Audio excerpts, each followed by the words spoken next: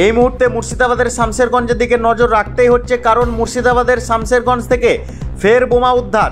এবার শামশেরগঞ্জের জোতকাশি আমবাগান থেকে 2 বালতি তাজা বোমা উদ্ধার করল জঙ্গিপুর পুলিশ জেলার অন্তর্গত শামশেরগঞ্জ থানার পুলিশ।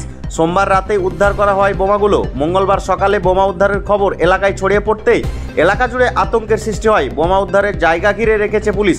খবর দেওয়া হয়েছে বোম স্কোয়াড টিমকে। কে বা কারা পূর্ব দেবীদাসপুর সংলগ্ন জোতকাশি আমবাগানের ভেতরে বালতি করে বোমা রেখেছে তার তদন্ত করে দেখছে শামশেরগঞ্জ থানার পুলিশ।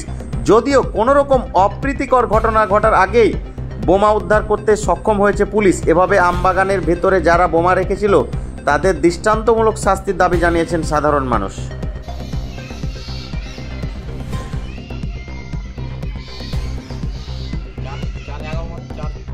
এই বম রেখে চলে এসে বাগানে, কেটা কিছু বুঝতে পারি না।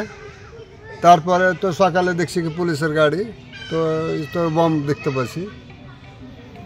আতঙ্ক রয়েছে। আতঙ্ক তো হবেই, আমরা ই করছি তো আতঙ্ক হবে না? আতঙ্ক আপনা মনে হয়েছি। এটা তো আম বাগান, এটা আম বাগান, লিচু বাগান। এইভাবে যারা বম রেখে যাচ্ছে এটা তো বড় সড়ো কোনো দুর্ঘটনা ঘটে যেতে পারে। হ্যাঁ, হতেও পারে।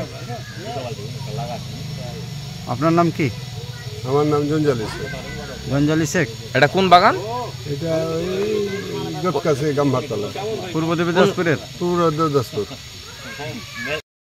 যে এই থেকে দাফাদারটা সিয়ে টানতে গেছিল, বম পাওয়া যাচ্ছে। আচ্ছা, দিয়ে এখন আমি আর কি, পুলিশ আছে এখন? পুলিশ তো আছে বললে, পুলিশ আছে।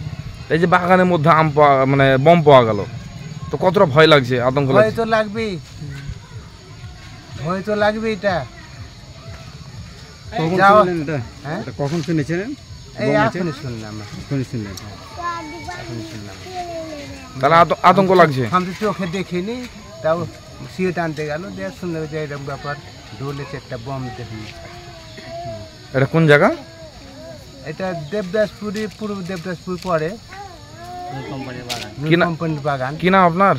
আমার নাম নুরবক্ত শেখ। কি নাম? নুরবক্ত শেখ।